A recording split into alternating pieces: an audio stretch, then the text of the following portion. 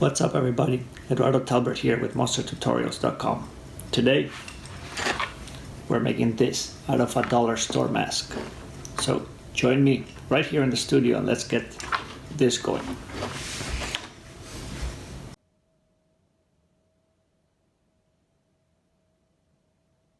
I hate to disappoint the purists, but this tutorial is not from scratch. We are starting with a dollar store hockey mask. This is just a cheap plastic one. If you cannot find it at the dollar store because they only have it seasonally during Halloween, then I put a link below where I found it from the same importer, which is Greenbrier International. There are some vendors asking like 30-40 bucks for this. I mean, if you feel like supporting them, go for it, but this is $3 or $4 at the most. Got some belts from Goodwill, thin belts. That's for the straps. I got some rivets. See that? Is it focus? Okay, the first thing I'm going to do is just prep. So let's get rid of this. And the straps can go, these elastic ones.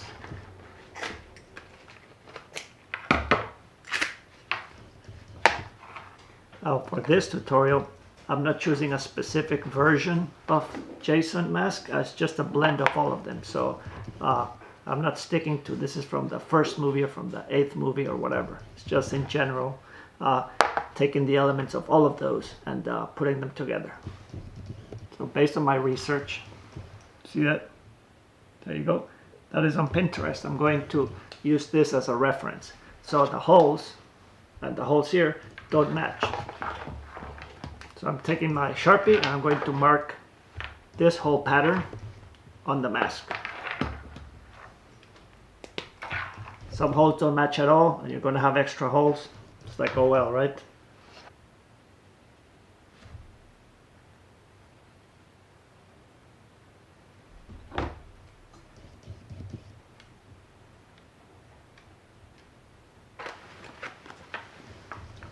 So I marked all the holes. Now I'm gonna drill them out. There you go. I got the whole pattern all drilled out. So next step, I'm going to take some steel wool and sandpaper. I'm just going to take, this is really shiny as you can see. See that shine right there? And this, if you do that all over it, it'll take some of the shine away and make it matte. But it'll make it nice and smooth. If you want to make it look all worn out and scratched, then you can use the sandpaper and go over it and you get some nice texture on it. So I'm going to do that now.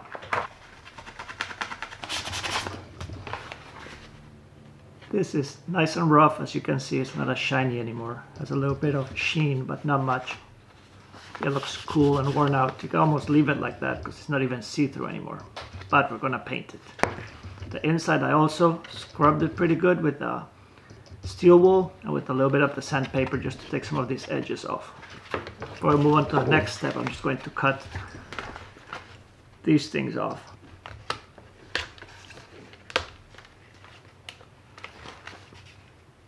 I'm going to do that here and here. There you go. For the first base, I'm using just some plain white gesso paint. The cool thing about this is pretty thick and has some texture, so you can cover the mask real well and then you can sand it down if you want to. This is used to paint canvases before you do some oil paints or whatever. I like it because it's thick and it's opaque. You cannot see through it. I'm going to paint it normal first and then I'm going to dab it all to give it some texture. Do a couple of coats and let dry between coats. After that first layer dried, I started just dabbing it like this with the sponge. You can do it with a brush too, but with the sponge it covers a bigger area. It goes by faster. And that's all I'm doing is dabbing it all around.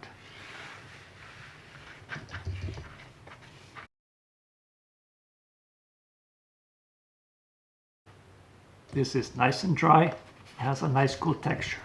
If the texture is too much for you, then take some steel wool and just gently knock some of the texture off. I like how it looks. I might take some of it off.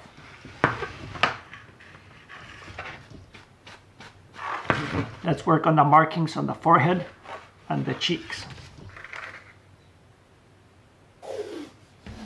For those markings, I'm just going to use a piece of masking tape. And I'm going to draw it right here. Then I'm going to cut it out and paste this piece of tape right here on the forehead.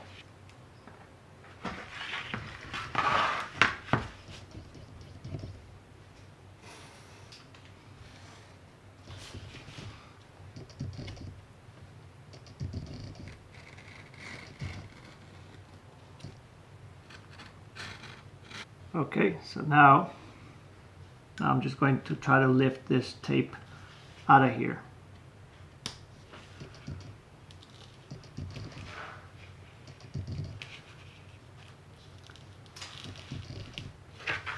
I'll peel this off. Just put it right here, so nice and carefully. Don't glue it too hard because you'll peel the paint right off. And we're not going to get any wet paint here, so it's not going to go under the tape. All right, so we got one. I'm going to do the cheeks now. I got the stencils now on the forehead and the cheeks. So now I'm going to take a little bit of, I have a bunch of reds here. And we're going to just put a tiny little bit of each. A little bit of scarlet right there, and some brown to be kind of like dirty. Now I'm taking a brush, and this is just to mix them right here, just to get like a little bit of dirty brown, dirty red.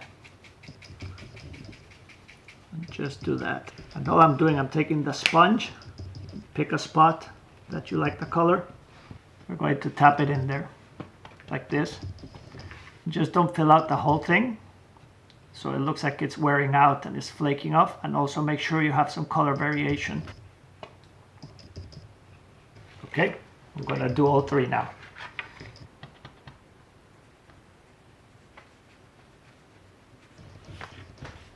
Let that dry. All right, let's peel these off.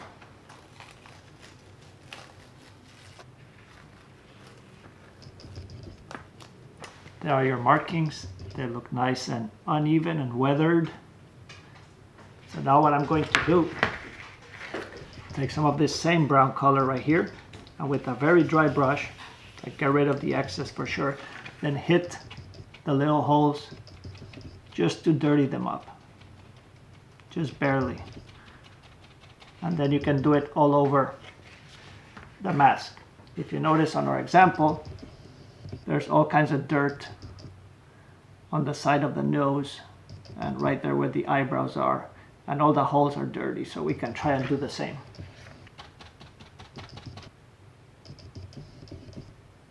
I'm going to do around the eyes as well. Bridge of the nose, maybe one side like the picture, and all these holes, and maybe just sporadically all over the mask. Also where the belt, where the straps are gonna go, make it nice and dirty.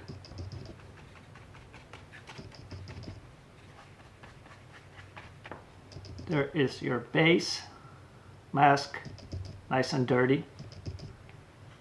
As you can see, I just got it just randomly, and some parts like here, it looks like it's running down because, you know, gravity, right, flows down, so it looks cool, like whatever was coming out of it kind of left a nasty mark there.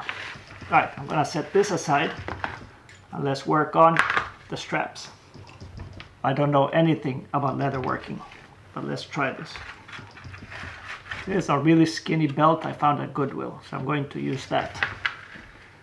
Now I'm not going to be wearing this mask. It's gonna be more of a display, but I still want the straps to look cool, because if we put this on a mannequin head or a wig head, then when you look behind it, it looks good if it has the little buckle on. So I'm going to start just by cutting this piece off because I don't need this piece. And that's going to be in the middle of the back. So be something like this. Alright, I use this to measure. Mask on the front. Looks like about right there. So I'm going to mark this right here, but I'm going to cut extra just in case. So I'm going to cut the belt like right about there.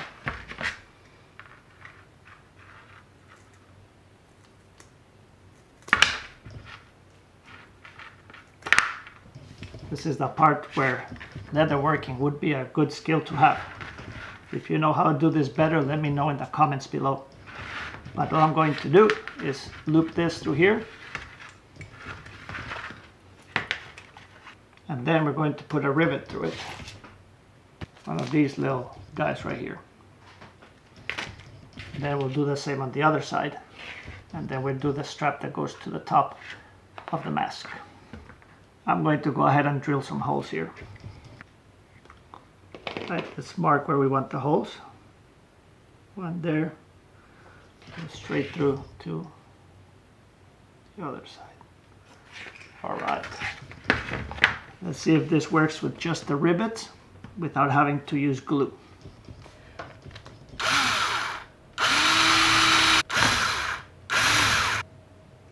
I got these holes nice and drilled. Now I'm going to get this leather wet so it bends a little bit better.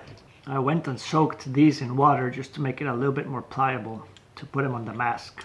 It's not a whole lot more pliable, but I think it's a little bit better. So I'm going to try to fit those in here. I also took the leftover strap and I drilled the 2 holes on one side. This side I didn't yet because I gotta measure once we put it on the mask. So the way I'm gonna do this is just bend this, just loop it over and try to get one of these rivets in there. You guys have a screw on one side and a flat side on the other. This is the side that we want visible, so the screw will go on the inside. I'm going to line up the holes and just squeeze it with these pliers. Just to kind of give it some, kind of like crimp it in shape. There we go, much better. Let's put that in here. Let's get this rivet in there and screw it on.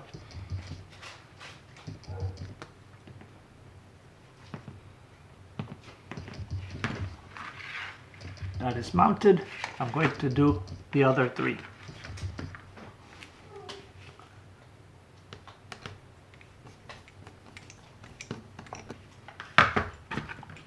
Nice. Now to this top one.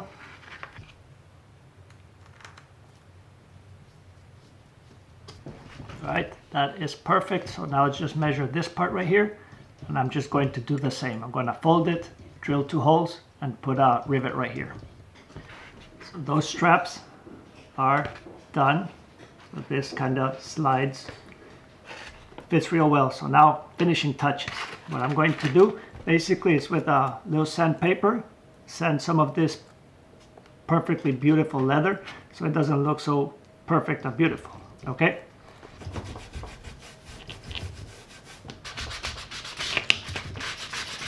And just sand it on the areas where it would take the most use, which is usually where the leather is exposed. A few scratches on the straps. You can also sand the rivets.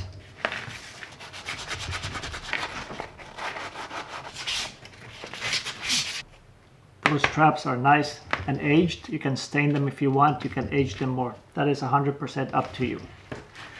Now the last step is I'm going to take the whole mask and I'm going to glaze it with a stain that I'm going to make myself. And it's essentially school glue mixed with food coloring, and I'm going to give it like a yellowish brown tint. Now remember, if you use school glue, you end up with a matte satin finish. And if you use Mod Podge, you end up with a shiny finish. So it depends how you want this finished. Use either glue or Mod Podge. I'm going to use straight glue with food coloring. Food coloring and glue. Right, 2 green, 2 red, and 2 yellow.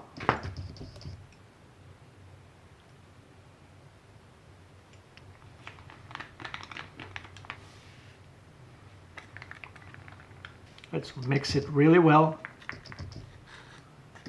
And now we're going to put a thin layer on the mask, and this is going to be translucent. Basically, you're just going to glaze the mask.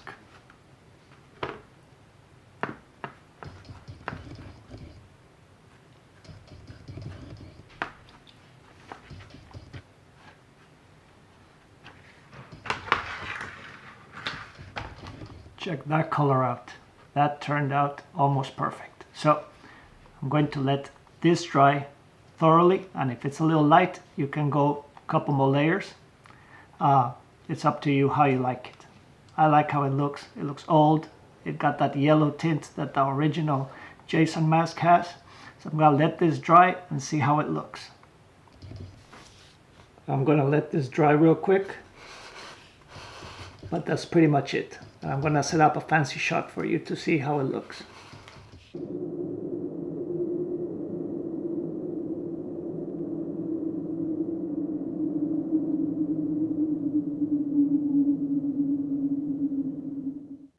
And that's how I took the dollar store mask and turned it into this cool Jason mask. I think it turned out pretty cool. Probably gonna hang it back here in the studio. Not sure where, but I love it. Anyway, here's the mask, and here's the thumbs up. If you like this tutorial, give it a thumbs up. Make sure you share it with all your buddies. If you know any fans of Friday the 13th, make sure you tag them. And don't forget to follow me on Instagram. I will see you next time.